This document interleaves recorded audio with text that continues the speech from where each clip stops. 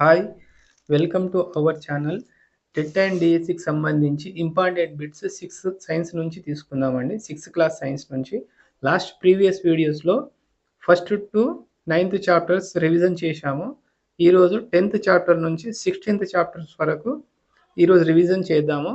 అందులో first chapter అంటే 10th chapter వచ్చేసి మన చుట్టూ జరిగే మార్పులు. ఇందులో ఫస్ట్ పాయింట్ వచ్చేసి పాలు పెరుగుగా మారడానికి లాక్టోబాసిల్లస్ సహాయపడుతుంది. నెక్స్ట్ చలికాలంలో ఉన్ని దుస్తులను ధరిస్తాము. నెక్స్ట్ ఎండాకాలంలో నూలు దుస్తులు ధరిస్తాము. నెక్స్ట్ పగటి సమయం చలికాలంలో తక్కువ ఉంటుంది, ఎండాకాలంలో ఎక్కువగా ఉంటుంది. నెక్స్ట్ ఇక్కడ సూర్యుడు ఎల్లప్పుడూ ఖచ్చితమైన తూర్పు దిశలో ఉదయిస్తాడు. Next point. నెక్స్ట్ మన రాష్ట్రంలో దాదాపు డిసెంబర్ 20వ తేదీ నాటికి సూర్యోదయం దిశ తూర్పు దిశ నుండి కొద్దిగా దక్షిణం వైపుకు జరుగుతుంది.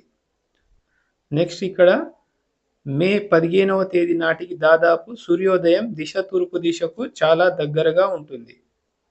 నెక్స్ట్ సూర్యుని దిశలో కలిగే ఈ స్వల్పమైన మార్పే ఋతుపవనాలలో మార్పుకు ఒక కారణం అవుతుంది. నెక్స్ట్ పాయింట్ వచ్చేసి ఋతువులలో మార్పు నెమ్మదిగా జరుగుతుంది, అదేవిధంగా పాలు పెరుగుగా మార్పు వేగంగా జరుగుతుంది. ఇటువంటి క్వశ్చన్ చాలా ఇంపార్టెంట్, చాలా అండి. చాలాసార్లు క్వశ్చన్స్ అడగడం జరిగింది. నెక్స్ట్ పాలు పెరుగుగా మారడం అనేది ఋతువులలో మార్పుతో పోల్చినప్పుడు వేగమైన మార్పు. అదేవిధంగా నెక్స్ట్ పాయింట్, విద్యుత్ బల్బు స్విచ్ ఆన్ లేదా ఆఫ్తో పోల్చినప్పుడు నెమ్మదైన మార్పు అవుతుంది. ఇక్కడ నెక్స్ట్ ఋతువులలో మార్పు తాత్కాలికమైన మార్పు. అదేవిధంగా పాలు పెరుగుగా మారడం అనేది శాశ్వతమైన మార్పు. ఈ క్వశ్చన్ నెక్స్ట్ లాస్ట్ డిఎస్సిలో అడిగిందండి. ఇక్కడ తాత్కాలిక మార్పుకు ఉదాహరణ మరియు శాశ్వతమైన మార్పుకు ఉదాహరణ. అవి తాత్కాలికమైన మార్పు అంటే ఋతువులలో మార్పు, అదేవిధంగా నీరు మంచు ముక్క, అదే ఐస్ క్రీమ్ కరిగిపోవడము, విద్యుత్ బల్బు ఆన్ ఆఫ్, అత్తిపత్తి మొక్కలు ఆకులు. నెక్స్ట్ శాశ్వతమైన మార్పులకు ఉదాహరణలు వచ్చేసి పాలు పెరుగుగా మారడము, అన్నం వండడము, గుడ్డును ఉడకబెట్టడము, మొక్కలలో పెరుగుదల, ఇనుము తుప్పు పట్టడము అనేవి శాశ్వతమైన మార్పులకు ఉదాహరణ.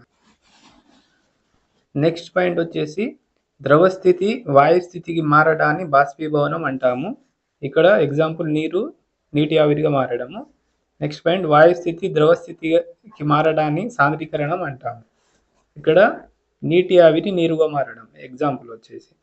నెక్స్ట్ పాయింట్ ద్రవస్థితి ఘనస్థితికి మారడానికి స్ఫటికీకరణం అంటాము. ఇక్కడ నీరు మంచుగా మారుతుంది కాబట్టి స్ఫటికీకరణం. నెక్స్ట్ ఒక ప్రదేశం ఉష్ణోగ్రత పెరిగితే అక్కడ గాలి పీడనం తగ్గుతుంది. ఒక ప్రదేశం ఉష్ణోగ్రత పెరిగితే అక్కడ గాలి పీడనం అనేది తగ్గుతుంది.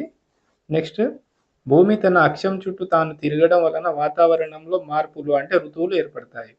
నెక్స్ట్ డైరీ పరిశ్రమలో భారీ ఎత్తున పాల నుండి పెరుగు తయారు చేయడాన్ని కోయాగ్యులేషన్ అని అంటారు. ఈ బిట్టు కూడా లాస్ట్ ఇయర్స్లో అడగడం జరిగిందండి.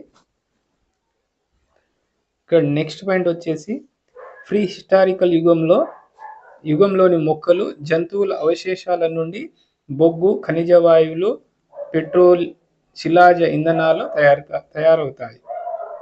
నెక్స్ట్ పాయింట్, దీపావళికి కాల్చే టపాకాయలు రసాయన మార్పునకు ఒక ఉదాహరణ. నెక్స్ట్ పదార్థం ఒక స్థితి నుంచి మరొక స్థితికి మారినప్పుడు సాధారణంగా భౌతిక మార్పు జరుగుతుంది. ఇదండి 10th చాప్టర్లోని important points. Next 11th chapter చూద్దాం. నెక్స్ట్ చాప్టర్ 11వ చాప్టర్, నీరు మనకు ప్రాణాధారం. అందులో ఫస్ట్ పాయింట్ వచ్చేసి భూగోళం మొత్తం మీద 3/4 వంతు నీటితో నిండి ఉంది. నెక్స్ట్ భూమి మీద ఉండే నీటిలో 1 వంతు మాత్రమే మంచి నీరు మనకు లభిస్తుంది. నెక్స్ట్ పాయింట్ వచ్చేసి ఇక్కడ మనం తెలుసుకోవాల్సినవి, మీ గ్రామంలో ఉన్న నీళ్ళ ట్యాంకులో పట్టే నీటి సామర్థ్యాన్ని గాలెన్ల లేదా లీటర్లలో కొలుస్తారు. నెక్స్ట్ పాయింట్, నీటిని నిల్వ ఉండే రిజర్వాయర్లలో నీటి మట్టాన్ని అడుగులలో కొలుస్తారు. ఈ రిజర్వాయర్లలో నీటి మట్టాన్ని అడుగులలో కొలుస్తారు. ఇక్కడ నెక్స్ట్ పాయింట్, ప్రాజెక్టుల నుంచి విడుదల చేసే నీటి పరిమాణాన్ని క్యూసెక్కులలో తెలియజేస్తారు. ఒక cusec equal to cubic centimetre per second, అంటే 1 cubic equal to cubic centimetre per second అనే ఈ విధంగా రాస్తాము. నెక్స్ట్, మన బరువులో 70% నీరు ఉంటుంది. నెక్స్ట్, రక్షిత మంచినీటి సరఫరా దశలు చూస్తే, ఇక్కడ ఫస్ట్ చెరువుల నుంచి వడపోత చేస్తారు. చెరువుల నుంచి వచ్చే నీరును వడపోత చేసి నెక్స్ట్ ఏరియేషన్ చేస్తారండి. ఏమైనా చెత్త చెదారాలు ఉంటే ఏరియేషన్లో ఏరేస్తుంటారు. నెక్స్ట్ క్లోరినేషన్ చేస్తారు. తర్వాత ఓవర్ హెడ్ ట్యాంకులలో ఎక్కించి తర్వాత కుళాయిల ద్వారా మన ఇంటింటికి సరఫరా చేస్తారు. ఈ వరుస క్రమం అనేది చాలా చాలా ఇంపార్టెంట్, చాలాసార్లు అడగడం జరిగింది. నెక్స్ట్ ఇక్కడ నల్గొండ. నెక్స్ట్ 5వ పాయింట్ ఏంటంటే నల్గొండ జిల్లా గురించి చూసుకుంటే, నల్గొండ జిల్లా గుండా కృష్ణా నది ప్రవహిస్తుంది. ఈ నల్గొండ జిల్లా వాసులు ఫ్లోరోసిస్ వ్యాధికి గురవుతున్నారు. ఫ్లోరోసిస్ వ్యాధికి గల కారణం భూగర్భ జలాలు ఫ్లోరిన్తో కలుషితం కావడం. నెక్స్ట్ పాయింట్, మన ప్రాంతంలో వరుసగా 4-5 సంవత్సరాల పాటు వర్షాలు కురవకపోతే కరువు ఏర్పడుతుంది. నెక్స్ట్ పాయింట్ వచ్చేసి, మన రాష్ట్రంలో తీవ్రమైన కరువు ఎదుర్కొంటున్న జిల్లా ఏదంటే మహబూబ్ నగర్. తీవ్రమైన కరువు ఉంటుంది అక్కడ. ఇక్కడ మనం గమనించాల్సింది ఏంటంటే, 2 అడుగుల ఎత్తు ప్రవహించే నీరు పెద్ద పెద్ద వాహనాలను సైతం కొట్టుకుపోయేలా చేస్తుంది. అదేవిధంగా నెక్స్ట్, వాతావరణ శాస్త్రవేత్తలు రాడార్ అంటే రేడియో డిటెక్షన్ అండ్ ర్యాంగింగ్ అనే పరికరాన్ని ఉపయోగించి వర్షం, అదేవిధంగా మంచు మొదలైన వాటి గురించి తెలుసుకుంటారు. ఏది? రాడార్ను ఉపయోగించి. ఇక్కడ నెక్స్ట్ పాయింట్ వచ్చేసి, నీటి ద్వారా సంక్రమించే వ్యాధుల్లో 43% డయేరియా వ్యాధులే. నీటి ద్వారా సంక్రమించే వ్యాధుల్లో 43% డయేరియా వ్యాధులే. నెక్స్ట్, అభివృద్ధి చెందుతున్న దేశాలలో సంభవించే మరణాలలో 98% కలుషిత నీటి వల్లనే జరుగుతున్నాయి. నెక్స్ట్, WHO నివేదిక ప్రకారం ప్రతి మనిషికి రోజుకు కనీస అవసరాల కోసం 50 లీటర్ల నీరు అవసరం అవుతుంది. అంటే ఇక్కడ WHO ఏం నివేదిక ఇచ్చిందంటే, ఒక మనిషికి కనీస అవసరాల కోసం 50 లీటర్ల నీరు అవసరం అవుతుంది. ఇక్కడ WHO జెనీవాలో ఉంది, 1948లో నిర్వహించడం జరిగింది. ఇక్కడ 11th చాప్టర్ వరకు ఇంపార్టెంట్ పాయింట్స్ చూస్తున్నాము. నెక్స్ట్ 12th చాప్టర్ వచ్చేసి సాధారణ విద్యుత్ వలయాలు. ఇక్కడ ఫిజిక్స్ వస్తుందండి. నెక్స్ట్, సాధారణ విద్యుత్ వలయాలు. అందులో ఫస్ట్ పాయింట్ వచ్చేసి, విద్యుత్ ధన ధ్రువం నుండి రుణ ధ్రువం వరకు ప్రవహిస్తుంది. విద్యుత్ అనేది ధన ధ్రువం నుండి రుణ ధ్రువం వైపునకు ప్రవహిస్తుంది. విద్యుత్ను తమ గుండా ప్రవహింపజేసే పదార్థాలను విద్యుత్ వాహకాలు అంటారు. నెక్స్ట్, విద్యుత్ను తమ గుండా ప్రవహింప చేయలేని పదార్థాలను విద్యుత్ బంధకాలు అంటారు. నెక్స్ట్ పాయింట్ వచ్చేసి, ఇక్కడ బల్బు గురించి చూసుకుంటే, బల్బును కనిపెట్టింది ఎవరంటే థామస్ అల్వా ఎడిసన్. ఇది అందరికి తెలిసిన విషయమే. నెక్స్ట్, ఇందుట్లో బల్బుని ఏ విధంగా ఎన్ని దశల్లో కనిపెట్టడం జరిగిందంటే, మొదట ఫిలమెంట్గా, అంటే ఇక్కడ ప్లాటినం తీగను కేవలం కొన్ని సెకండ్లు వెలిగించింది. ప్లాటినం తీగను తీసుకొని ఫిలమెంట్ తయారు చేసిండు. ఆ ప్లాటినం తీగ అనేది కొన్ని సెకండ్ల వరకు మాత్రమే వెలిగింది. నెక్స్ట్ ప్లాటినం తీగను తీసుకున్న తర్వాత ప్లాటినం ఫిలమెంట్ తీసుకున్నాడు. అది ప్లాటినం ఫిలమెంట్ నుంచి 8 నిమిషాల పాటు వెలిగింది బల్బు. తర్వాత మసిపూసిన నూలు దారాన్ని ఫిలమెంట్గా యూజ్ చేస్తే 45 గంటలు వెలిగింది. తర్వాత వెదురు తీగలు తీసుకొని ఫిలమెంట్గా తయారు చేస్తే చాలా రోజుల వరకు వెలిగింది. తర్వాత దూదిని తీసుకొని ఫిలమెంట్గా యూజ్ చేస్తే ఇంకా ఎక్కువ రోజులు వెలిగింది. నెక్స్ట్ 6వ దశలో ఏం చేసిండు, టంగ్స్టన్ తీగని తీసుకున్నాడు. టంగ్స్టన్ తీసుకొని ఫిలమెంట్గా తయారు చేసి బల్బును వెలిగిస్తే చాలా సంవత్సరాలు వెలిగింది. ఇది ఇప్పుడు మనం టంగ్స్టన్ ఫిలమెంట్ని వాడుతున్నాం ఇప్పుడు ప్రజెంట్. ఈ విధంగా విద్యుత్ బల్బును థామస్ ఆల్వా ఎడిసన్ కనిపెట్టడం జరిగింది. నెక్స్ట్ ఇక్కడ థేల్స్ ఆఫ్ మిల్లిస్ అను గ్రీకు శాస్త్రవేత్త స్థిర విద్యుత్ను క్రీస్తుపూర్వం 624 నుండి 546లో కనుగొన్నాడు. నెక్స్ట్ విలియం బర్డ్స్ అనే బ్రిటిష్ శాస్త్రవేత్త 1544 1603 సంవత్సరం మధ్య కాలంలో విద్యుత్ను కనుగొన్నాడు. ఇక్కడ ఇది ఒక కదిలే ప్రవాహం లాంటిదని దానికి హ్యూమన్ అని పేరు పెట్టాడు. విద్యుత్ is equal to human. Human అంటే విద్యుత్ అన్నట్టు, కదిలే ప్రవాహం కాబట్టి విద్యుత్ దాని హ్యూమన్ అని పేరు పెట్టాడు. హ్యూమన్ అంటే మనిషిలా కదులుతుంది విద్యుత్ కూడా అని అర్థం. నెక్స్ట్ ఇక్కడ విద్యుత్కు ధనావేశం రుణావేశం అనే ఆవేశాలు ఉంటాయని బెంజమిన్ ఫ్రాంక్లిన్ అను అమెరికా 1706-1790 శాస్త్రవేత్త కనుగొన్నాడు. బెంజమిన్ ఫ్రాంక్లిన్ అను అమెరికా శాస్త్రవేత్త విద్యుత్కు ధన రుణ ఆవేశాలు ఉంటాయని కనుగొన్నాడు. నెక్స్ట్ లూగి గాల్వాని అను ఇటలీ శాస్త్రవేత్త 1737-1798 సంవత్సరం మధ్య కాలంలో చనిపోయిన కప్ప కాళ్లకు 2 లోహపు పలకలను తగిలించినప్పుడు అది ఎగిరి పడడంతో జంతువుల దేహంలో విద్యుత్ ఉంటుందని గమనించాడు. లూంగి గాల్వాని అనే ఇటలీ శాస్త్రవేత్త కప్ప కాళ్లకు 2 లోహపు పలకలను తగిలించినప్పుడు అది ఎగిరిపడడంతో జంతువుల దేహంలో కూడా విద్యుత్ ఉంటుందని భావించాడు. నెక్స్ట్ పాయింట్ వచ్చేసి ఇక్కడ హన్స్ ఐర్స్టడ్ అనే డేవిడ్ శాస్త్రవేత్త 1777-1851 మధ్యకాల హెన్స్ ఐర్స్టడ్ అనే డేవిడ్ శాస్త్రవేత్త విద్యుత్ అయస్కాంతంగా పనిచేస్తుందని కనుగొన్నాడు. నెక్స్ట్ మైకేల్ ఫారడే అను భౌతిక రసాయన శాస్త్రవేత్త మొట్టమొదటగా విద్యుత్ మోటారును విద్యుత్ జనరేటర్ను కనుగొన్నాడు. Michael Faraday.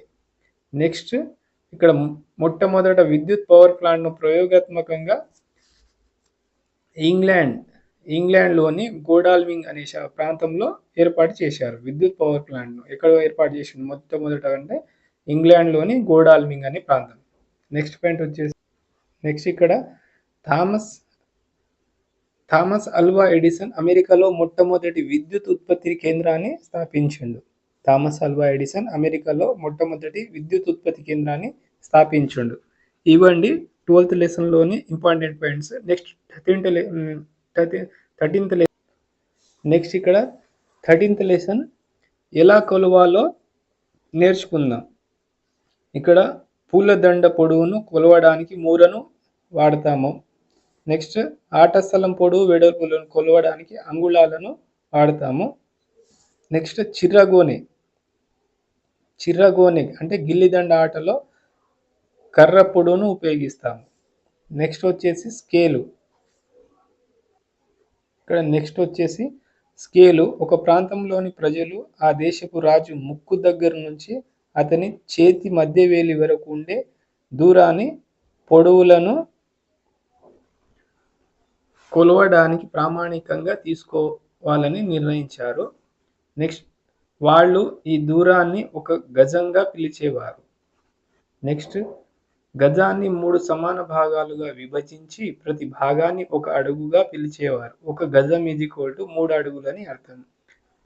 ప్రతి అడుగును 12 సమాన భాగాలుగా విభజించి ప్రతి భాగాన్ని ఒక అంగుళంగా పిలిచేవారు. ఒక అడుగు = 12 అంగుళాలు. నెక్స్ట్ పాయింట్ వచ్చేసి ఇక్కడ మీటర్ ఫ్రాన్స్ దేశంలో కనుగొన్నారు. మీటర్ను ఫ్రాన్స్ దేశంలో కనుగొన్నారు. పొడవుకు ప్రామాణిక ప్రమాణం మీటర్. ఒక మీటర్ = 100 సెంటీమీటర్స్. నెక్స్ట్ మీటర్ కడ్డీ పొడవు మిశ్రమం = ప్లాటినం ప్లస్ ఇరిడియం. మీటర్ కడ్డీ పొడవు మిశ్రమం అనేది ప్లాటినం ప్లస్ ఇరిడియంతో తయారై ఉంటుంది. 1 సెంటీమీటర్ అనేది 10 మిల్లీమీటర్స్. 1 కిలోమీటర్ అనేది 100 మీటర్స్. ఒక వస్తువుచే ఆవరించబడిన సమతలం యొక్క కొలతనే వైశాల్యం అంటారు.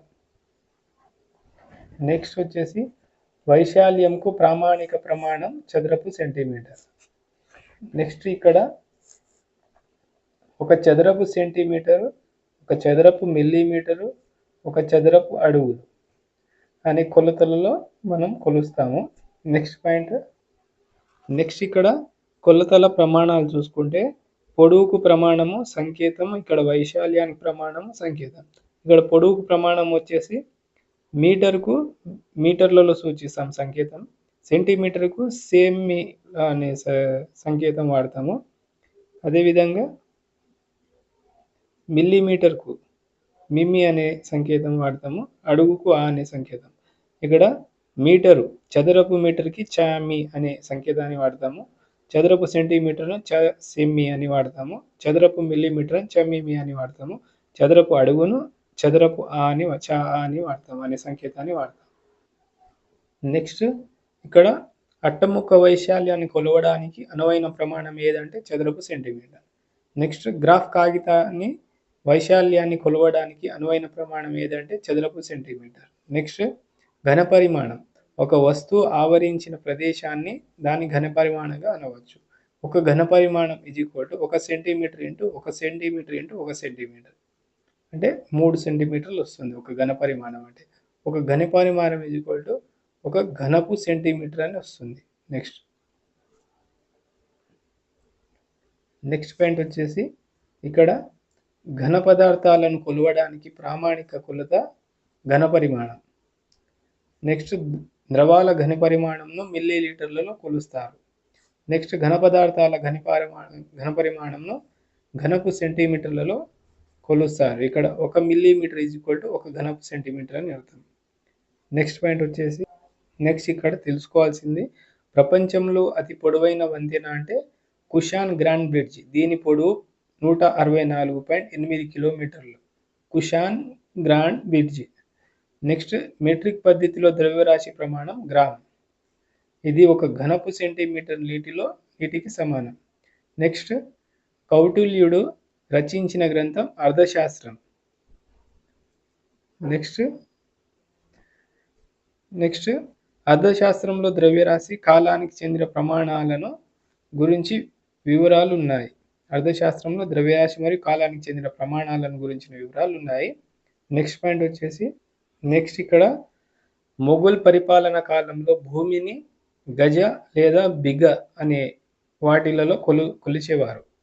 ఎక్కడ అంటే మొఘల్ పరిపాలన కాలంలో భూమిని గజ బిగాలలో కొలిచేవారు. నెక్స్ట్ 1957 ఏప్రిల్ 1న మన దేశం మెట్రిక్ పద్ధతిని పద్ధతిగా స్వీకరించింది. ప్రామాణిక పద్ధతిగా స్వీకరించింది. ఇక్కడ విమానాలు ఓడల వేగాన్ని నాట్లు లేదా నాటికల్ మైళ్ళలో కొలుస్తారు. నెక్స్ట్ పాయింట్ ఇక్కడ ఒక నాట్ అంటే 1 నాట్ 1.852 కిలోమీటర్ ఫర్ గంట లేదా ఒక మైల్ 1.61 కిలోమీటర్లు. నెక్స్ట్ ఇక్కడ ఖగోళ శాస్త్రవేత్తలు నక్షత్రాల మధ్య దూరాన్ని పారాలాక్స్ యూనిట్లలో కొలుస్తారు. నెక్స్ట్ పాయింట్ ఒక మీటర్లో 10⁹ వంతున నానోమీటర్ అంటారు. ఒక మీటర్లో 10⁹ వంతున నానోమీటర్ అంటారు.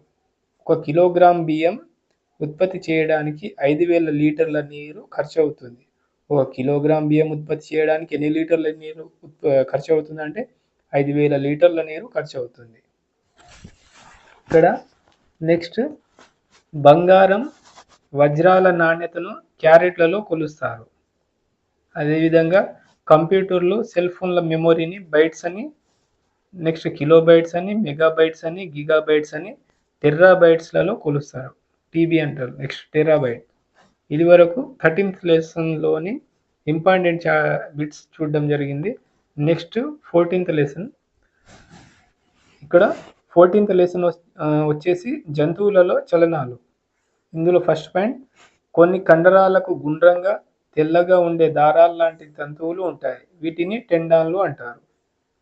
టెండాన్ చివరలు ఎముకకు అతికి ఉంటాయి.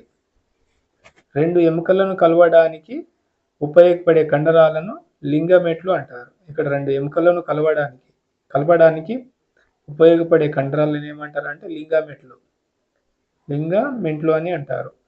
నెక్స్ట్ పాయింట్ 2 చేతులలో నడుము కింది భాగంలో శ్రేణి మేకల నిర్మాణం గల 2 ఎముకలు ఉంటాయి. ఇక్కడ 2 చేతులలో నడుము కింది భాగంలో శ్రేణి మేకల అని నిర్మాణం గల 2 ఎముకలు ఉంటాయి. నెక్స్ట్ పాయింట్ ఎముకలు కలిసి ఏర్పడిన నిర్మాణమే పుర్రె. ఎముకలు కలిసి ఏర్పడిన నిర్మాణమే పుర్రె. ఇక్కడ పుర్రె మెదడును కప్పి రక్షిస్తుంది.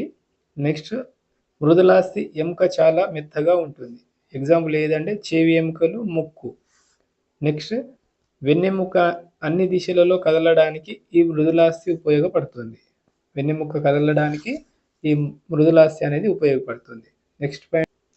నెక్స్ట్ పాయింట్ వచ్చేసి కీళ్ళు. కీళ్ళు 4 రకాలు. అవి బందిగన్నె కీళ్ళు, అవి భుజాలలో ఉంటాయి. మడతబందు కీళ్ళు మడతల దగ్గర ఉంటాయి, మోచేతి దగ్గర, మోకాళ్ళ దగ్గర. బొంగరపు కీళ్ళు మెడలో ఉంటాయి. కదలని కీళ్ళు పుర్రెలో ఉంటాయి. ఇది గీళ్ళు కాదండి, కీళ్ళు పుర్రెలో ఉంటాయి. ఉదాహరణకు పై దవడకు తలకు మధ్య ఉన్న కీళ్ళు కదలని కీళ్ళు పుర్రె. అందువల్లనే మనం పై దవడను కదిలించలేము. నెక్స్ట్ పాయింట్ వచ్చేసి ఇది పక్షులలో చలనం గురించి. ఇక్కడ పక్షిలో వెనుక జత కాళ్ళ ఎముకల గురించి నడవడానికి వీలుగా మార్పు చెంది ఉంటాయి, చీల్చడానికి వీలుగా మార్పు చెంది ఉంటాయి. ఏవి అంటే వెనుక జత కాళ్ళ ఎముకలు. ముందు జత కాళ్ళు గాలితో నిండిన ఎముకలు కలిగిన రెక్కలుగా మాది పైకి. ఇక్కడ గాలితో నిండిన ఎముకలు కలిగిన రెక్కలుగా మారి పైకి కిందికి కదలడానికి, ఎగరడానికి ఉపయోగపడతాయి. నెక్స్ట్ నత్త శరీరం దృఢమైన కండరంతో నిర్మితమై ఉంటుంది. నెక్స్ట్ టెండాన్లు కండరాన్ని ఎముకతో కలుపుతాయి. నెక్స్ట్ లింగమెట్లు 2 ఎముకలను కలిపి దారాల వంటి నిర్మాణాలు. లింగమెట్లో 2 ఎముకలను కలిపే దారాల వంటి నిర్మాణాలు. పుర్రెకు పైదవడకు మధ్య కదలని కీళ్ళు ఉంటాయి. నెక్స్ట్ ఇక్కడ చిరుతపులి వేగంగా పరిగెత్తగలిగే జంతువు. ఇది గంటకు 97 కిలోమీటర్ల వేగంతో పరిగెత్తుతుంది. నెక్స్ట్ పాయింట్ జంతువులలో నెమ్మదిగా కదిలే జంతువు ఏదంటే నత్త. నెక్స్ట్ నత్త సెకనుకు 0.013 నుంచి 0.028 మీటర్ల వేగంతో చలిస్తుంది నత్త. నెక్స్ట్ పాయింట్ వచ్చేసి ఇక్కడ నత్త సెకనుకు 0.013 నుంచి 0.028 మీటర్ల వేగంతో చలిస్తుంది. నెక్స్ట్ చిరుతపులి వేగం 97 కిలోమీటర్లు పర్ గంట. నత్త వేగం వచ్చేసి 0.013 నుంచి 0.028 మీటర్ పర్ సెకండ్కు అంత వేగంతో నడుస్తుంది అనేది నత్త. నెక్స్ట్ పాయింట్ ప్రపంచంలో దాదాపు 2700 జాతుల పాములు జీవిస్తున్నాయి. నెక్స్ట్ పక్షులలో అతి చిన్న పక్షి హమ్మింగ్ బర్డ్ పక్షి పొడవు 5.7 సెంటీమీటర్లు. పక్షులలోకెల్లా బరువైనది మగ ఆస్ట్రిచ్ పక్షి. దీని బరువు 345 పౌండ్లు లేదా 156 కిలోలు. నెక్స్ట్ పాయింట్ మన శరీరంలో పొడవైన ఎముక ఫీమర్ ఎముక అనేది మన శరీరంలో పొడవైన ఎముక. ఫీమర్ తొడలో ఉంటుంది. నెక్స్ట్ పాయింట్ వచ్చేసి నెక్స్ట్ ఇక్కడ ఆరోగ్యవంతుడైన మానవుని గుండె జీవిత కాలంలో 2.5 బిలియన్ల సార్లు కొట్టుకుంటుంది. నెక్స్ట్ గుండె నిమిషానికి 72 సార్లు కొట్టుకుంటుంది. నెక్స్ట్ మానవుని గుండె నిమిషానికి 5 నుండి 30 లీటర్ల రక్తాన్ని పంపు చేస్తుంది. నెక్స్ట్ మానవ శరీరంలో నీటిపై తేలగల అవయవం ఊపిరితిత్తులు అని అమెరికాలోని మిన్నిసోటా సైన్స్ మ్యూజియం పేర్కొన్నది. నెక్స్ట్ పాయింట్ మానవుని పుర్రెలో 22 ఎముకలు ఉంటాయి. పుర్రె అనేది క్రేనియం. నెక్స్ట్ ఉభయచరాల జీవిత చరిత్రలో దశలు 3. అవి 1 గుడ్డు, 2 లార్వా, 3 ప్రౌఢజీవిగా మారడం. నెక్స్ట్ స్పంజికలను రసంగా పిండి కదలకుండా ఉంచితే అది తిరిగి మళ్ళీ స్పంజికగా మారుతుంది. ఇక్కడ మన శరీరంలో 206 ఎముకలు ఉంటాయి, 230 కీళ్ళు ఉంటాయి, 639 కండరాలు ఉంటాయి. జిరాఫీ మెడలో 7 ఎముకలు, మనిషి మెడలో 7 ఎముకలు ఉంటాయి. ఇది ఇంపార్టెంట్ అండి. మనిషి మెడలో ఎముకలతో ఈక్వల్గా ఉండే జంతువు మెడలో ఎముకలు అని అడగవచ్చు. నెక్స్ట్ 14 చాప్టర్స్లో ఇంపార్టెంట్ పాయింట్స్ అయిపోయాయి. నెక్స్ట్ 15th చాప్టర్ నుంచి ఇక్కడ 15th చాప్టర్ అనేది కాంతి, నీడలు, ప్రతిబింబాలు. ఇందులో ఫస్ట్ పాయింట్ వచ్చేసి కాంతిని ఇచ్చే వస్తువులను కాంతి జనకాలు అంటారు. ఉదాహరణకు సూర్యుడు, బల్బు, క్రొవ్వొత్తి. నెక్స్ట్ పారదర్శక పదార్థాలు తమ గుండా కాంతిని స్వేచ్ఛగా ప్రసరింపనిస్తాయి. నెక్స్ట్ ఇటువంటి పదార్థాలకు నీడలు ఏర్పడవు. ఉదాహరణకు గాజు, గాలి. నెక్స్ట్ పాయింట్ వచ్చి నెక్స్ట్ అపారదర్శక పదార్థాలు తమ గుండా కాంతిని ప్రసరింపనీయవు. అపారదర్శక పదార్థాలు అంటే వాటి గుండా కాంతిని ప్రసరింపచేయవు. ఇటువంటి పదార్థాలకు నీడలు ఏర్పరుస్తాయి. తమ గుండా కాంతిని ప్రసారింపచేయలేని పదార్థాలకు నీడలు ఏర్పడతాయి. ఇక్కడ కాగితం, చెక్క, అట్టముక్క అనేటి ఉదాహరణలు. నెక్స్ట్ పాక్షిక పారదర్శక పదార్థాలు అంటే కొద్దిగా పారదర్శకంగా ఉండేటివి ఏంటంటే పాక్షికంగా కాంతిని ప్రసరింపచేసే పారదర్శక పదార్థాలు అంటే తమ గుండా కాంతి పాక్షికంగా స్వల్పంగా ప్రసరింపనిస్తాయి. నెక్స్ట్ ఇటువంటి పదార్థాలకు అస్పష్టమైన నీడలు ఏర్పడతాయి. కాబట్టి దానికి ఉదాహరణ ఏంటంటే పాలినిన్ కవర్, నూనె పూసిన కాగితం. ఏదైనా వస్తువు మీద పడిన కాంతి తిరిగి వెనుకకు రావడాన్ని పరావర్తనం అంటారు. మళ్ళీ పోవడాన్ని పరావర్తనం అంటారు. నెక్స్ట్ సూర్యకాంతి భూమిని చేరడానికి 8 నిమిషాల 17 సెకండ్ల సమయం పడుతుంది. నెక్స్ట్ ప్రాథమిక వర్ణాలు అంటే రంగులు ఆకుపచ్చ, ఎరుపు, నీలం. ప్రాథమిక వర్ణాలు అంటే ఆకుపచ్చ, ఎరుపు, నీలం. నెక్స్ట్ ఇంద్రధనుస్సు అనేది నీటి బిందువుల గుండా సూర్యకాంతి ప్రయాణించినప్పుడు ఏర్పడుతుంది. నెక్స్ట్ బల్బు వెలగడానికి ఉపయోగపడే విద్యుత్లో 10% కాంతినిస్తే విద్యుత్లో 30% ఉష్ణానికి సరిపోతుంది. అంటే ఒక బల్బు వెలుగుతుందంటే 10% కాంతినిస్తుంది, అందులో 30% ఉష్ణానికి సరిపోతుంది. నెక్స్ట్ ఇక్కడ 90% రావాలండి, 30 కాదు. 90% ఉష్ణాన్ని ఇస్తుంది. 10% కాంతినిస్తే 90% ఉష్ణాన్ని ఇస్తుంది. నెక్స్ట్ కాంతి సెకనుకు 3 లక్షల కిలోమీటర్ల వేగంతో ప్రయాణిస్తుంది. అంటే కాంతి వేగం 3 లక్షల కిలోమీటర్ పర్ సెకండ్. నెక్స్ట్ కాంతి గురించి అధ్యయనం చేసే శాస్త్రాన్ని దృశ్య శాస్త్రం, ఆప్టిక్స్ అని అంటారు.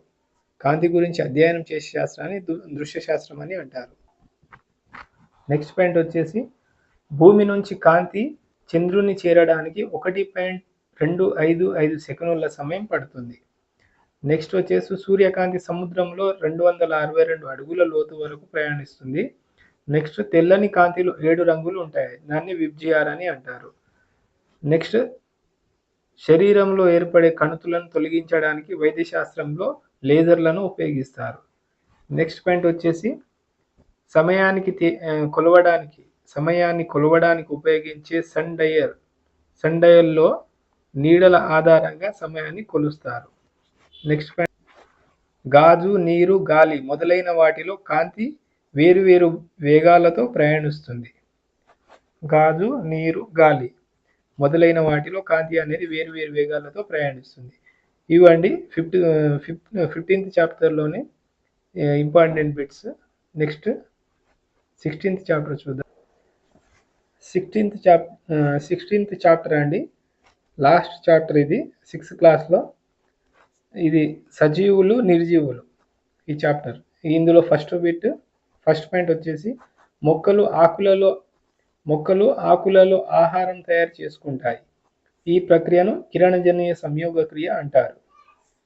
నెక్స్ట్ మొక్కలు జీవితాంతం పెరుగుతాయి. నెక్స్ట్ మన శరీరంలో కొన్ని భాగాలు జీవితాంతం పెరుగుతుంటాయి. నెక్స్ట్ మొక్కలు తమ ఆహారాన్ని స్వయంగా తయారు చేసుకోలేవు. ఇవి తమ ఆహారం కోసం ఇతర మొక్కలపై ఆధారపడతాయి. ఇటువంటి మొక్కలను పరాన్న మొక్కలు అంటారు. ఇక్కడ పరాన్న మొక్కకు ఉదాహరణ వచ్చేసి కస్కుట, బంగారు తీగ. నెక్స్ట్ పాయింట్ పిల్లలను కనడానికి గుడ్లు పెట్టే పక్షులను లేదా జంతువులను అండోత్పాదకాలు అని అంటారు. పిల్లలను కనడానికి గుడ్లు పెట్టే పక్షులను లేదా జంతువులను అండోత్పాదకాలు అని అంటారు. నెక్స్ట్ పాయింట్ గుడ్డు పెట్టకుండా పిల్లలను నేరుగా కనే జంతువులను శిశోత్పాదకాలు అంటారు. ఉదాహరణకు మొక్కలు శిశోత్పాదకాలు. విత్తనాలు మొలకెత్తి మొక్కలు మొలుస్తాయి. దీన్ని బట్టి మొక్కలు కూడా పిల్లలను కంటాయని అర్థం. నెక్స్ట్ పాయింట్, విత్తనాలు మొలకెత్తడం అనేది కూడా ఒక రకంగా పిల్లలను కనే విధానమే. నెక్స్ట్ పాయింట్ నెక్స్ట్ ఇక్కడ జగదీష్ చంద్రబోస్ అనే ప్రఖ్యాత భారతీయ శాస్త్రవేత్త మొక్కలకు కూడా ప్రాణం ఉంటుందని, అవి కూడా ప్రతిస్పందిస్తాయని నిరూపించాడు. అందులో అతిపత్తి మొక్క గురించి మైమోసా ఆచ్మీనాట్ అతిపత్తి లేదా మైమోసా మొక్కను తాకినప్పుడు ముడుచుకొని మరలా పూర్వస్థితికి వస్తుంది. ఆచ్మీనాట్, ఇక్కడ టచ్ మీ నాట్ అని ఉంటుంది, ఆచ్మీనాట్ అని. సో అతిపత్తి లేదా మైమోస మొక్కను తాకినప్పుడు ముడుచుకొని మరలా పూర్వస్థితికి వస్తుంది. నెక్స్ట్ వానపాము కాంతికి ప్రతిస్పందిస్తుంది. వానపాము అనేది కాంతికి ప్రతిస్పందిస్తుంది. నెక్స్ట్ సూక్ష్మదర్శిని. సూక్ష్మదర్శిని అనేది భూతద్దం మాదిరిగా పనిచేస్తుంది, కానీ అంతకంటే శక్తివంతమైనది. భూతద్దం కంటే శక్తివంతమైనది. ఒకసారి సూక్ష్మదర్శిని గురించి చూసుకుంటే,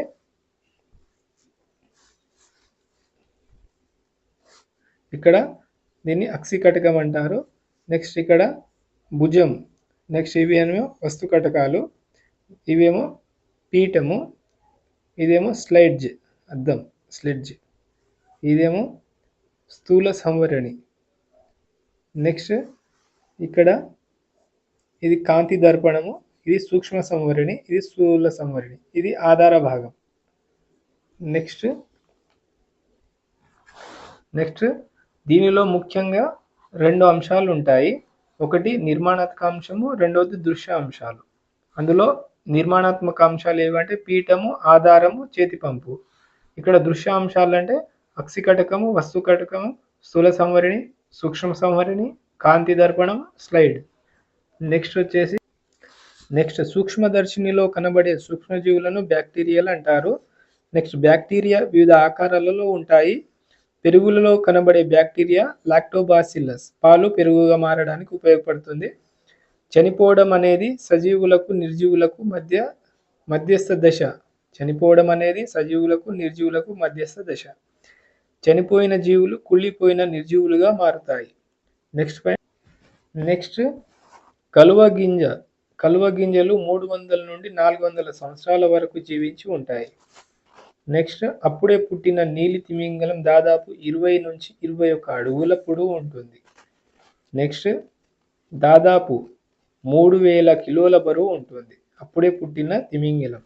నెక్స్ట్ మనం పుట్టినప్పటి నుంచి జీవితాంతం వరకు జీవించి ఉండే కణాలు ఏవి అంటే మెదడు కణాలు మాత్రమే.